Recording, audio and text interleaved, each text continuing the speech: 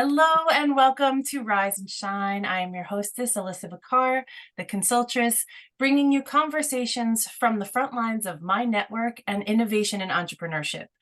I love to talk to people who are out there doing things, pushing the envelope of value and bringing their own experiences to the world so that we can call this age of disruption not new normal, but new what comes next. So without further ado, I want to introduce my friend and ally in business. We met over a decade ago, Miss Angela Johnson. Welcome to Rise and Shine. Hi, thank you so much for having me, Alyssa. I'm happy to be here and super happy to reconnect with you after all these years. Yeah, absolutely. We met about over 10 years ago, I think. And then you helped me out for a year. I traveled to your neck of the woods, I think twice that year, and had some Yeah. amazing experiences and met some people I'm still connected with to this day. Oh, I love hearing that. I love it. Yeah. So tell me, what have you been up to? What is the top of mind or the passion project or the thing that comes pouring out of you these days, since we have so much catching up to do? Yeah, so my life has taken a pretty drastic turn in the last couple of years. And so it was, 2020 over COVID. That was a great and a very hard time for me. It was like life caught up to me and I could no longer ignore things that I needed to work on. And I've always been a person I have believed myself to be self-aware, working on my stuff, striving to be a better human, all the things. But it was 2 years ago, actually, right around this, oh my goodness, literally right around this exact time of year. I did not put that together until this moment, that I was looking through a catalog for a local university and thought, oh, I really love these classes. Now I started looking at the classes because I thought I'm going to take like flower arranging or like something not business related, not education. And then I started seeing all these classes. Long story short, I enrolled into a master's program.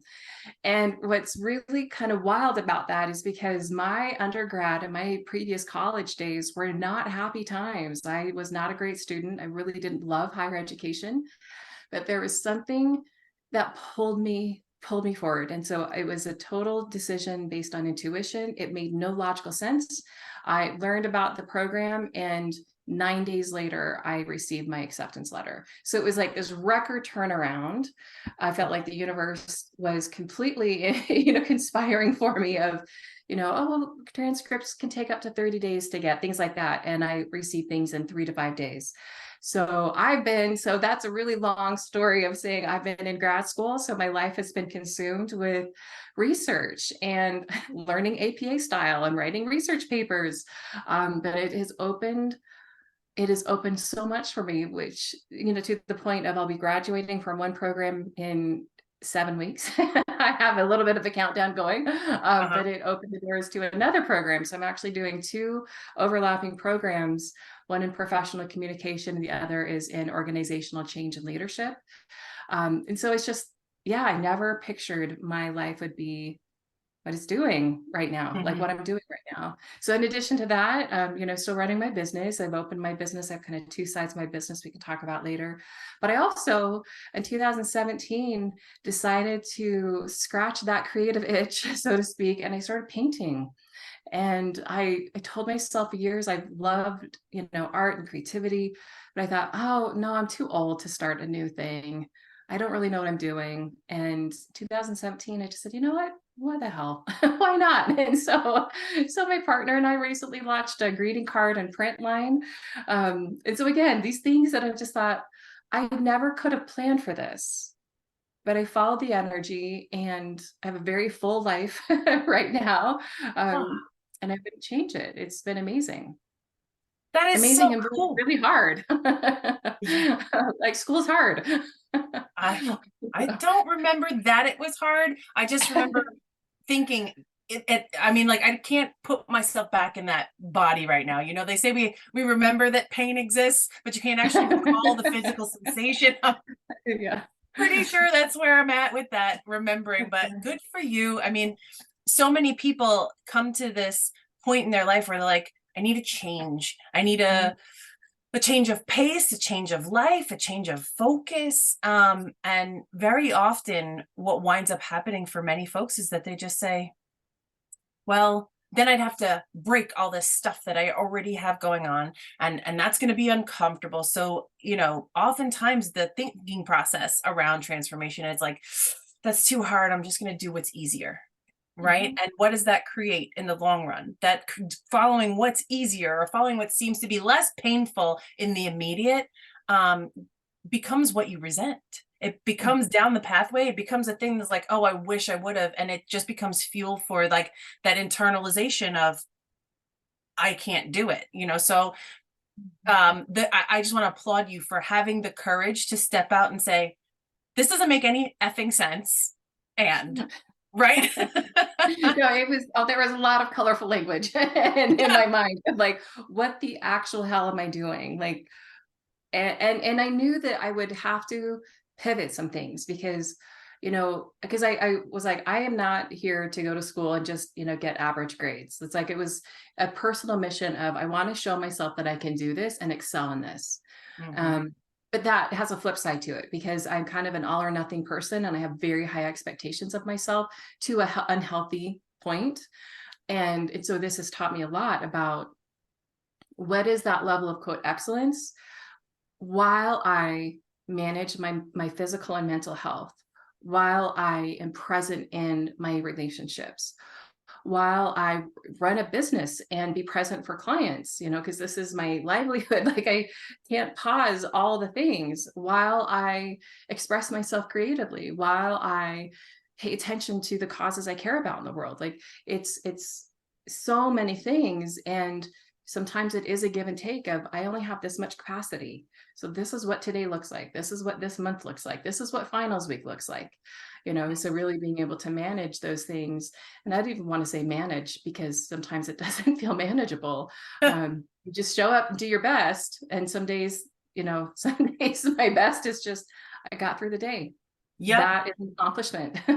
Yes, and I love what you said about if it comes across to me, the word that pops through is temperance.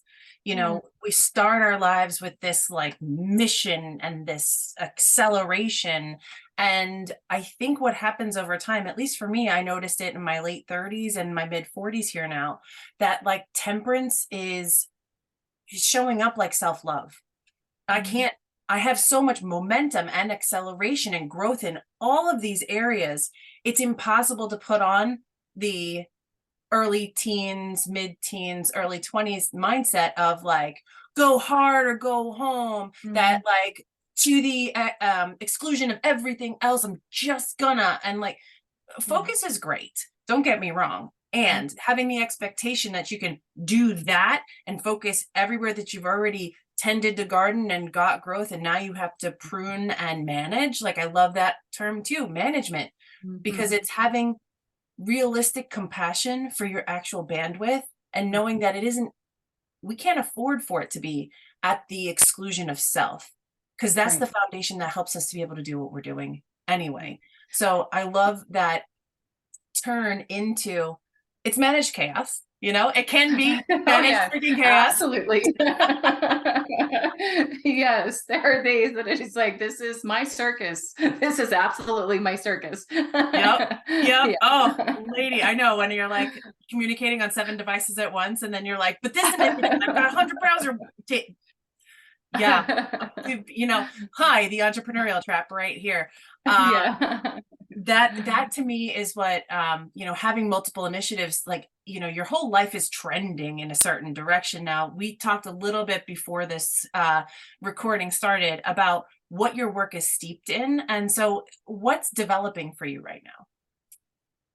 Yeah, so part of I think what got me to where I am is during COVID, I started really looking at trauma, and that word can feel really scary. So for anyone listening, I want to explain a little bit of what that means because it probably does not mean what you think it does, and maybe it does. If maybe it does. I'm not assuming things, but really taking a look at because I thought, oh yeah, I didn't have like the greatest childhood. It wasn't horrible, and so I was already doing this trauma comparison and already gaslighting myself. I was very good at gaslighting myself of like, oh, I can take it. It's fine. You know, and part of that is, being parentified at a very young age. I'm the oldest of four siblings. So I've always had this quote, wise soul, but I was kind of forced into having emotional intelligence far beyond what like a 9-year-old should really be thinking about, in the world. So all of those things caught up to me, and I started really researching and looking at the patterns, behaviors, and beliefs I had about myself. And I ultimately and honestly, I just got super pissed off because I thought I have paid tens of thousands of dollars in coaching, over $250,000 in coaching programs since I started my business in 2008. I worked with a lot of different people. And I thought, if all of these things were working, then why am I still stuck on the same damn things? This makes zero sense. Like, I have done all the spiritual things, and not say all, like I've, checked all the things, but I've done a lot. And I just started getting really, so I got pissed.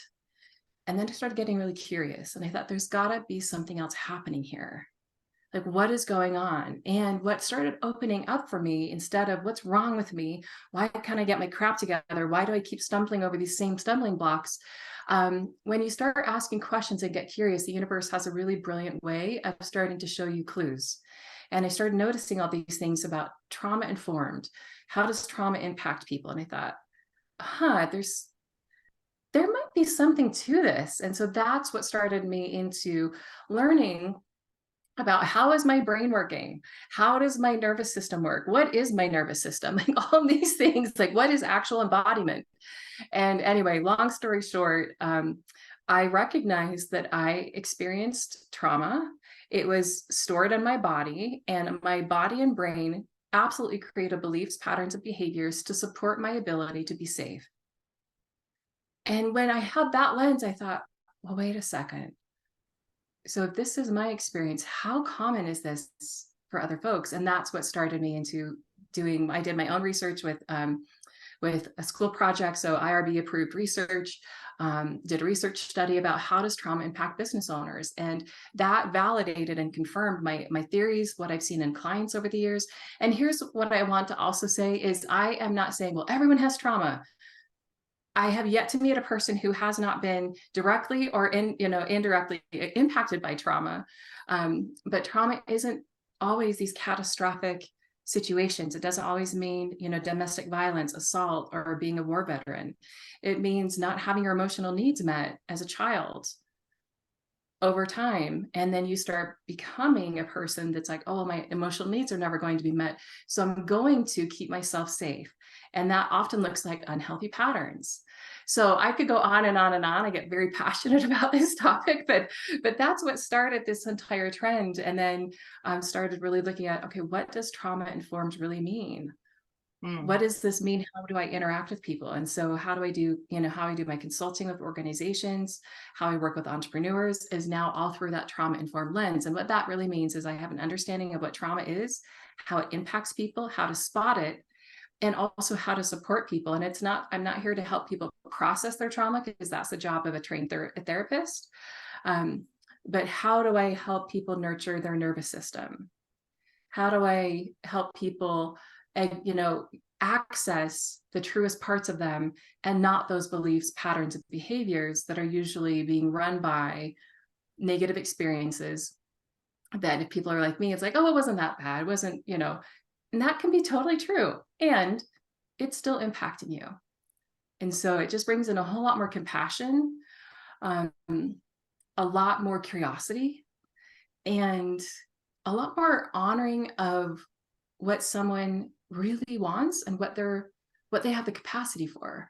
And so, like you were talking before of, there's like, and this is probably, when we met, like, I was definitely in this mindset of like, grow your business, do whatever it takes. Like, I was regurgitating all the coaches that I paid a lot of money to.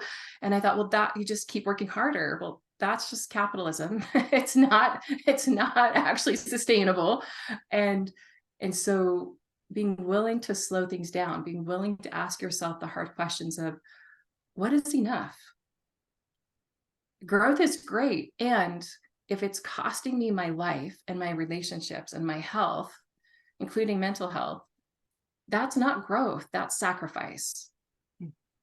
And so anyway, I could go on and on, but I'll pause and we can dive into whatever you want to dive into deeper. I have so many questions. So Case in point, I'd love to know, how does somebody identify themselves as going to explore working with you? Like, what are some of the ways people would identify this trauma informed lens? Like, so me as someone who is just being introduced to this work and I understand the context in which you work, I hear that it can be a subtle thing that is trauma informed, and it doesn't Mhm. necessarily have to be that emergency or that gigantic explosion of life that is, somewhere on the outlier of the bell curve that's sensationalized, right? It doesn't have to be front page news of your life. It just has to be Yeah. something that's affected your foundational ways of thinking. So, how does somebody identify for themselves what the opportunity is to unpack, Yeah. so that uh, they come to you? Yeah, so I'll share it through the lens of what happened, what I experienced, and this is commonly when people show up in my world. And so there are often things like you are so tired of hearing yourself in the same story, and you have given honest effort. Like you have likely worked really hard to solve these patterns. Like for me, one of the things that showed up was my lack of follow through.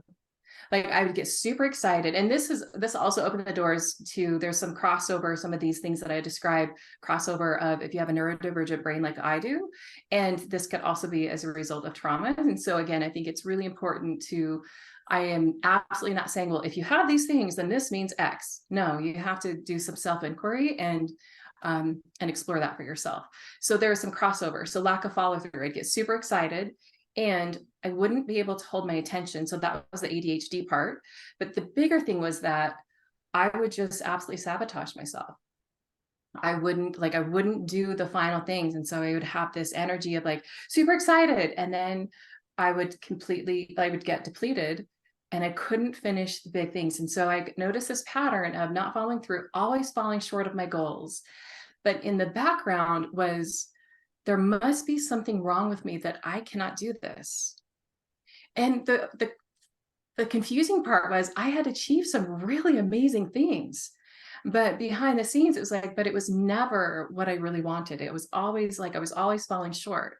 So that was just one very, very apparent pattern that I noticed. And so I started working with a therapist, and I would say things like, part of me is really excited about this, and part of me is terrified. And so I asked, people like when you go to set your pricing or you go to launch a certain thing, do you have kind of this start stop energy? Well, likely there's some patterns and some stories there that those parts of you want to be safe.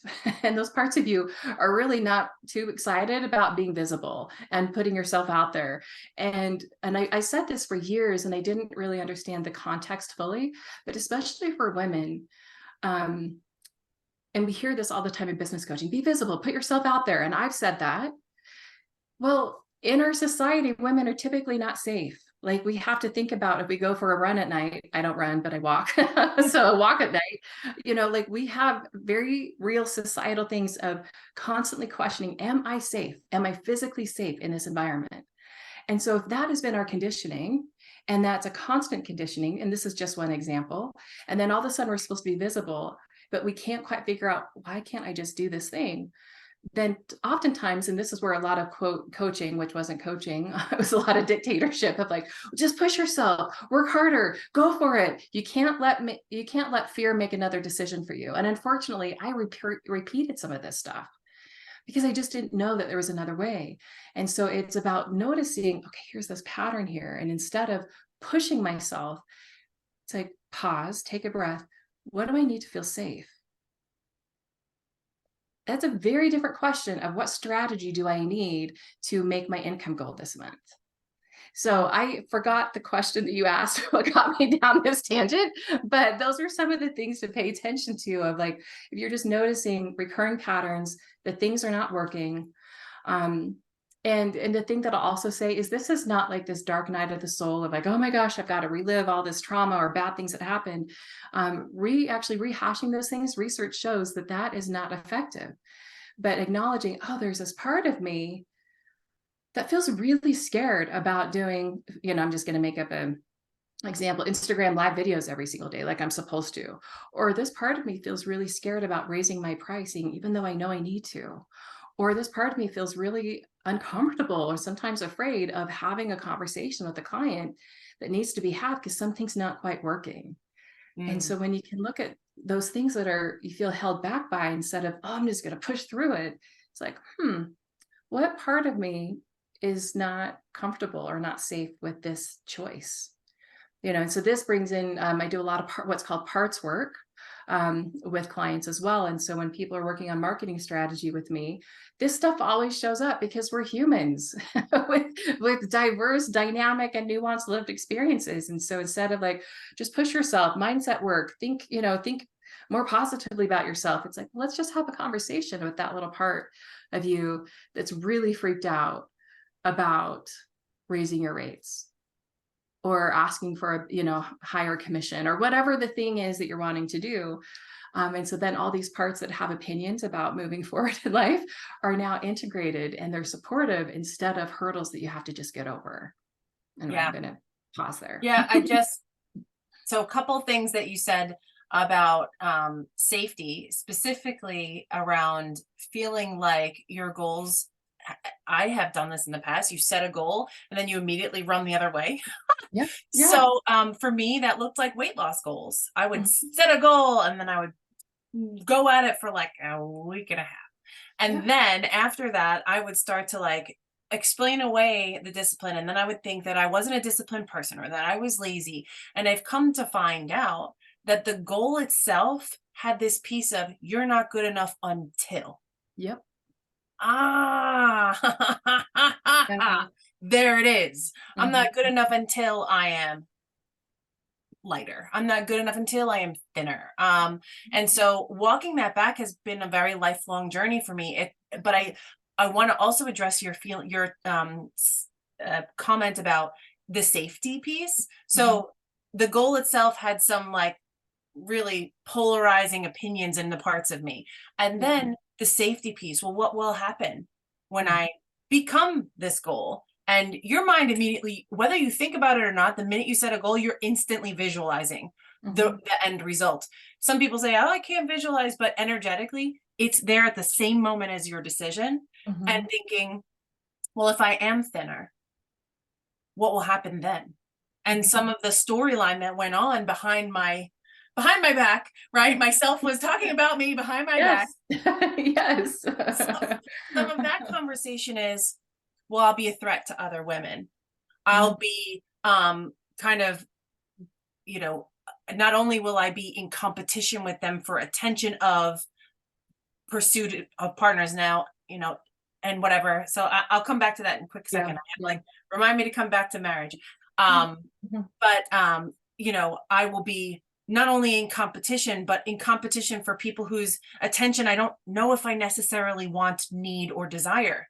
Yeah. So layered on top of this, like wanted versus unwanted versus I'm supposed to want attention, there's Mhm. this other piece of like, and as a sister and as a community member in womanhood, Yeah. what will happen? I'm gonna get like devoured by my own kind.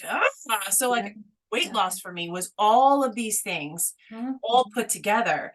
And Mhm. so I solved I endeavored to solve, and probably not done, we're never done, but to solve the sisterhood by joining a multi-level marketing company that was women educating women and selling products to just women. And I'm like, Mhm. okay, all my growth and development in my life has been in the grand pursuit of business. So let's have it, ladies. Let's go.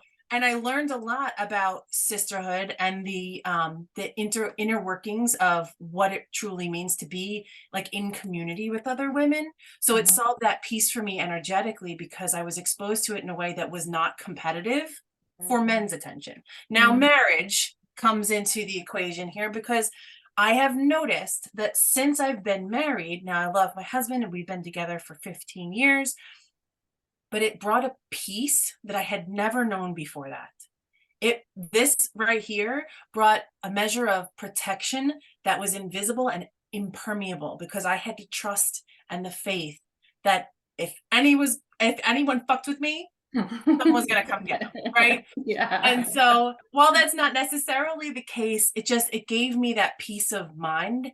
And I Mhm. have watched my life flourish from there because I felt like someone had my back, even when I didn't.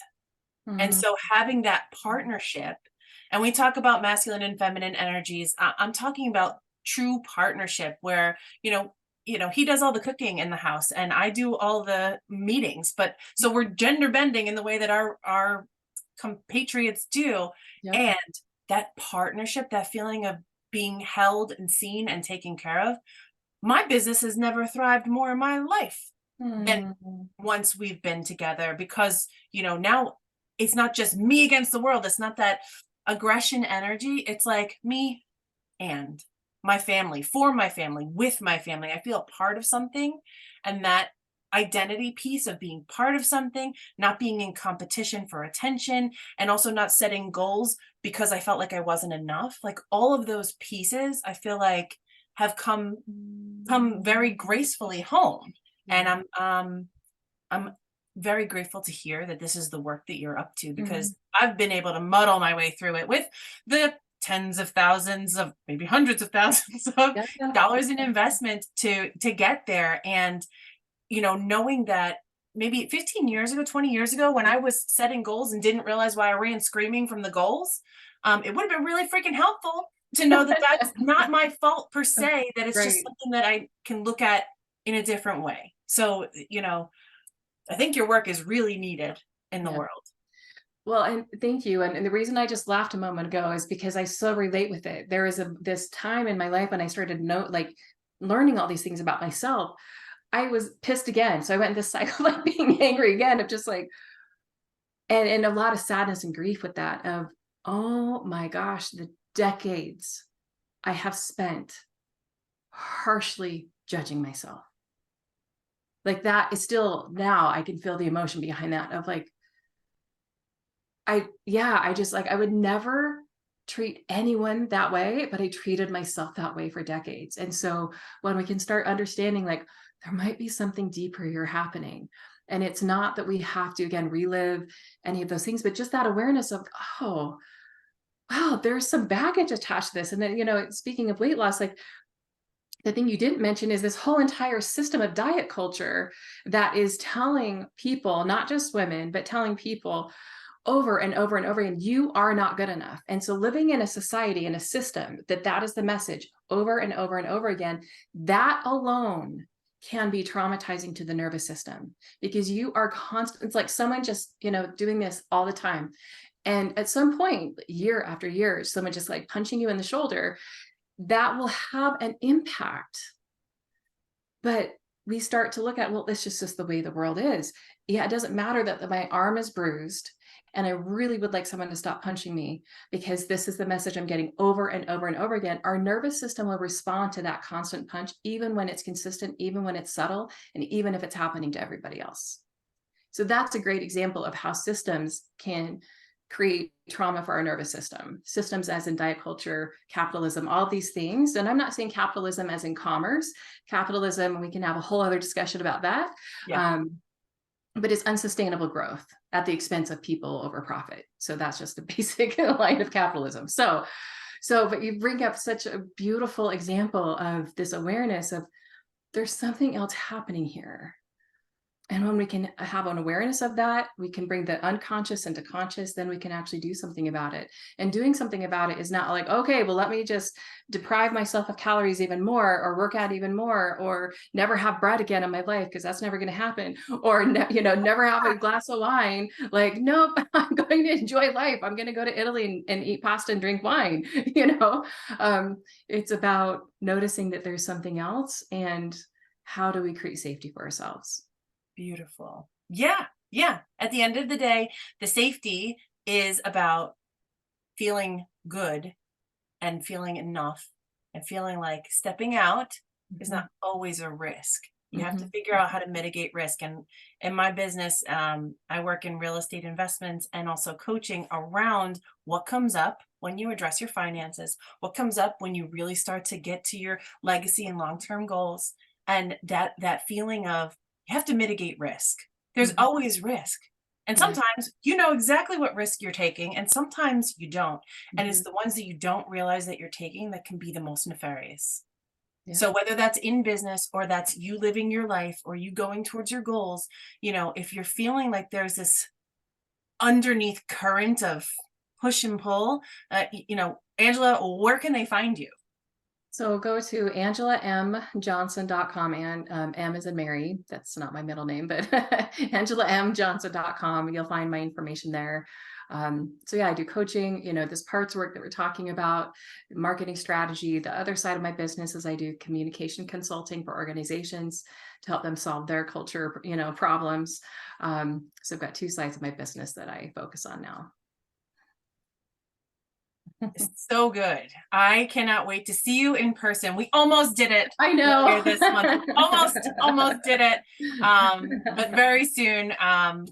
Much love to you. You've been a very integral part of my journey. It's so wonderful to have you back in my life on a more regular basis, and also to share you with my audience and the people who are here to get those inspired pieces of wisdom and information, because this is not on the news. This is not out there broadcast, just kind of, hey, everybody, this is what could be going on with you. This is stuff people search to find, and I'm trying to help, boost up, raise the tide for all of the folks that I get to have contact with. We all have a unique piece in our journey. We all have something to do to help all of humanity evolve into whatever this is that's coming next, because it sure isn't what we've come from. So let's Right. do that together. Yeah. Thank you so much for Thank coming here today. you. Thank you for letting me share what I'm passionate about. I appreciate it. Yeah, I mean, this will definitely help people rise and shine. Like, mission accomplished. So again, thank you so much. Everybody, thanks so much for being here. Click subscribe, hit the bell for notifications. Don't miss another Rise and Shine. We broadcast every Monday at 7:30 a.m. Eastern time. So make sure you're getting those notifications and checking in and having your Monday morning coffee. Set your week right here with us. Thanks a million. See you soon. Everybody. Bye.